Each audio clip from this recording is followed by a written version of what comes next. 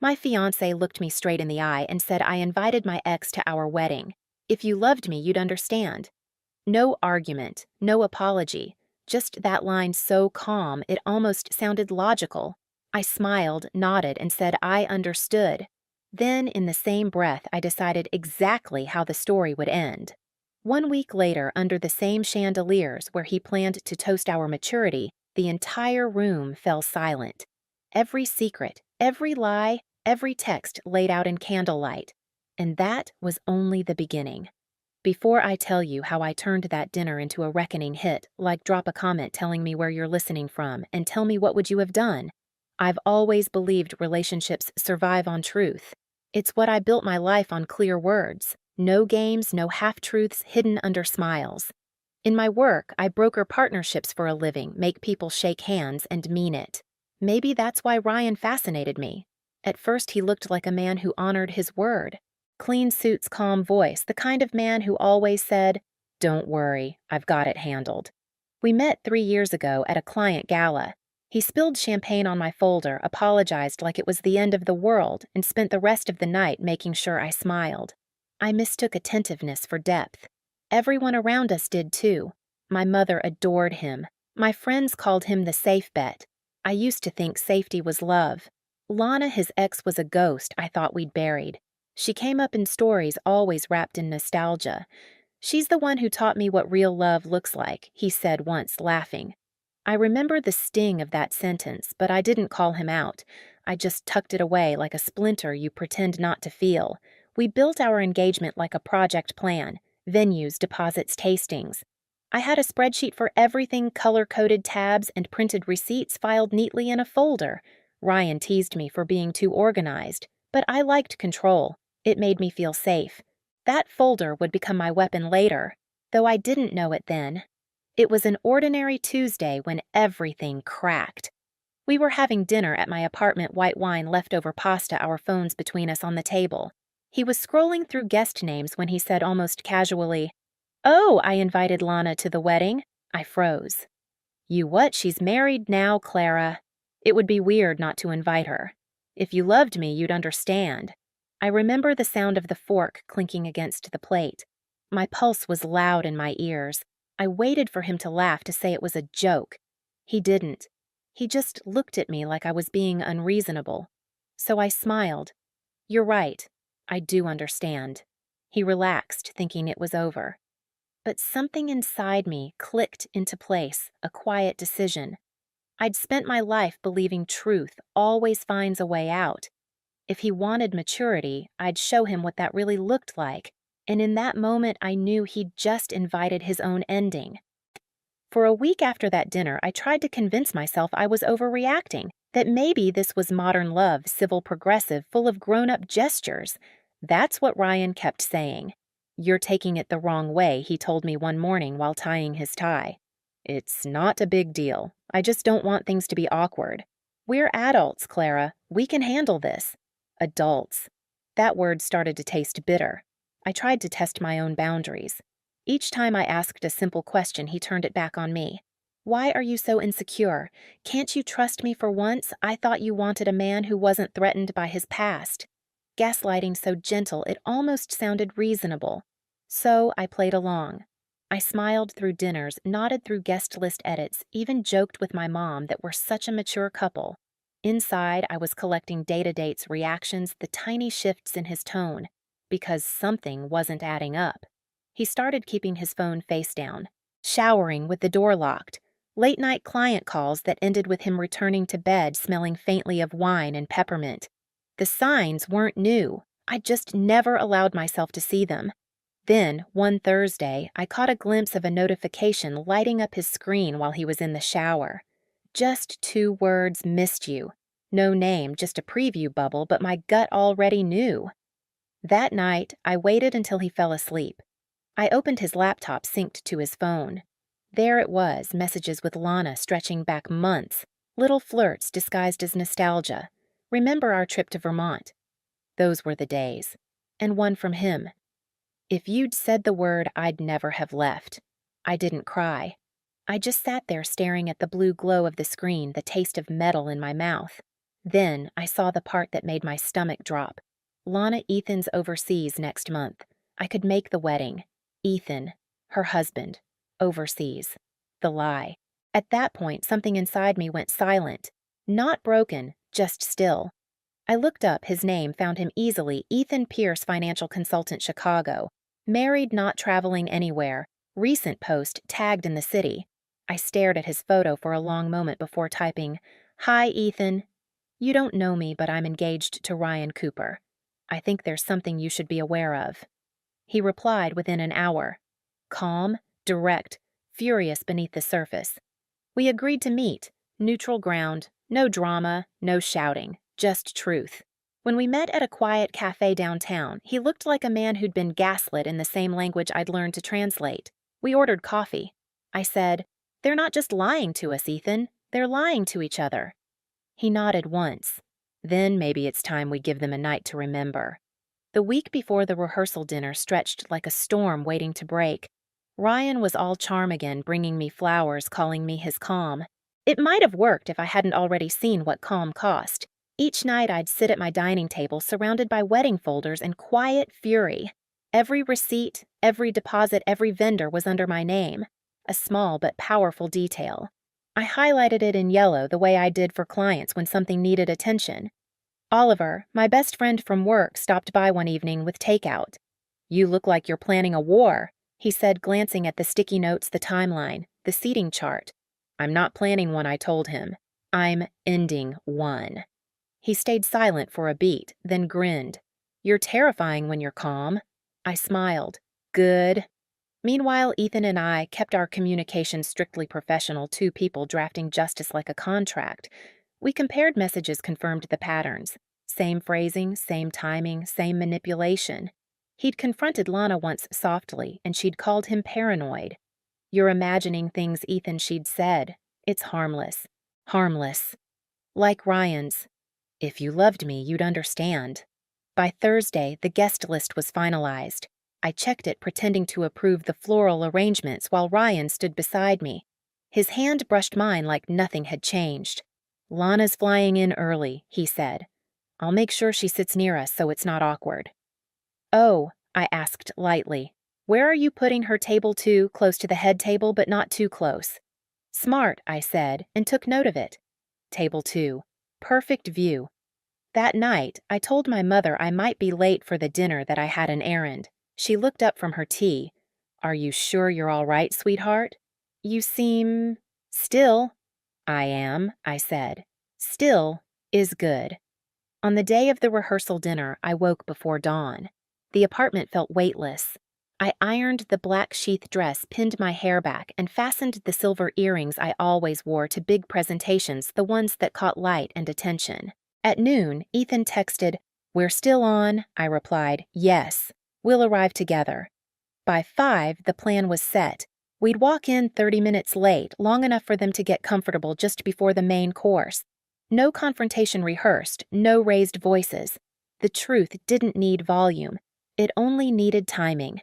In the car, Ethan asked, "You sure you want to do this publicly?" I watched the city lights blur past. Ryan wanted an audience. Let's give him one. When we pulled up to Glassview Manor, I could see the warm glow spilling from the tall windows. Laughter drifted out, soft music, the clinking of glasses. I stepped out first, heels steady on the cobblestone. The air smelled like rain and champagne. Ethan offered his arm. "Ready?" he asked. I looked at the entrance where everything I once wanted waited to collapse. I've never been readier. The dining room at Glassview Manor shimmered under amber light. 40 guests, soft jazz silver cutlery glinting like teeth. Ryan stood near the head table, perfectly rehearsed smile in place, greeting relatives like a man auditioning for Best Fiancé alive. He didn't see me at first, just the shape of me walking in, followed by Ethan Pierce, the man he swore was out of the country. The air shifted immediately. Conversations dropped mid-sentence. The violinist faltered on a note. Then Ryan turned, eyes widening as if he'd seen a ghost. "Clara," he said, relief washing across his face. I was starting to think he stopped when Ethan stepped beside me. "Good evening," Ethan said smoothly. "Hope we're not too late." Ryan's color drained. Ethan, what are you doing here? Before he could gather himself, Lana appeared from behind the wine tower, holding her clutch like a shield. The second she saw her husband, her jaw slackened. Ethan, you weren't supposed to be. I smiled, resting a hand on Ethan's arm. Oh, but he was. Ryan told me Lana's husband couldn't make it, so I thought it would be lovely to invite him as my +1. Gasps rippled through the room. Silverware paused midair. My mother's hand covered her mouth. Ryan stammered, "Clara, this isn't what you think." "Then what is it?" Ryan, I asked softly. "Because from where I'm standing, it looks like you and your married ex have been very sentimental lately." Lana tried to cut in. "We're just friends, Clara. Don't twist things." Ethan chuckled low. "Friends who send late-night messages about missing each other. Friends who plan to see how they feel when they see her in the dress. You remember that text, right?" He turned his phone around. The screen glowed with their conversation. Lana's eyes went wide. "You went through my no, Ethan," said his voice sharp. "You left your iPad signed in. And Clara here, she found the rest." Every guest leaned closer like the table itself was breathing. The manager peeked in from the hall, unsure whether to intervene. Ryan's father stood abruptly. "What the hell is going on?" I looked straight at him. "Your son invited his ex to our wedding and lied to both of us about her husband being overseas. Meanwhile, they've been playing nostalgia while we paid deposits and wrote vows." The word deposits caught Ryan off guard. He blinked. "What do you mean, deposits?" I reached into my purse and pulled out a neat folder, the same one he once mocked me for keeping. I placed it gently on the table beside his wine glass. "Every vendor, every check, every payment under my name." He opened his mouth, closed it, then whispered, "Clara, please don't." I said, "You wanted maturity. Remember adults handling things gracefully? This is me being an adult." Lana tried to laugh it off, but her voice cracked. "You're making a scene. You're embarrassing yourself." Ethan crossed his arms. "No, Lana. For once, you're the entertainment." She glared at him, at Ryan, like she couldn't decide who to blame first. Ryan took a step forward. "Let's talk outside." "Why, I asked." "So you can gaslight me privately?" "No, Ryan. You made this public when you invited her. We'll finish it public." He opened his mouth to argue, but his own mother spoke first. "Ryan, please tell me this isn't true." Silence. That silence told everyone everything. I didn't shout. I didn't cry. I lifted my glass the crystal-catching candlelight and said, "To maturity, may we all learn the difference between honesty and performance." A few people actually raised their glasses with me. Sophie, my cousin. Ethan steady beside me. Even the violinist who resumed playing something slow and mournful. Ryan reached out again, voice cracking now. "Clara, I made a mistake. I didn't cheat. I swear nothing happened. Yet I said." "You were saving that for the honeymoon." A few muffled laughs. Not cruel, just the kind that breaks tension. Lana's face flushed. "You can't prove anything physical." "You're right," I said, pulling a printed message from the folder. "But you did write this." "If you give me the word, I'll stop the wedding." And Ryan replied, "Let's see how I feel when I see her walk down the aisle." The room fell utterly still. Someone dropped a fork. A candle flickered out. Ryan whispered, "Clara, please."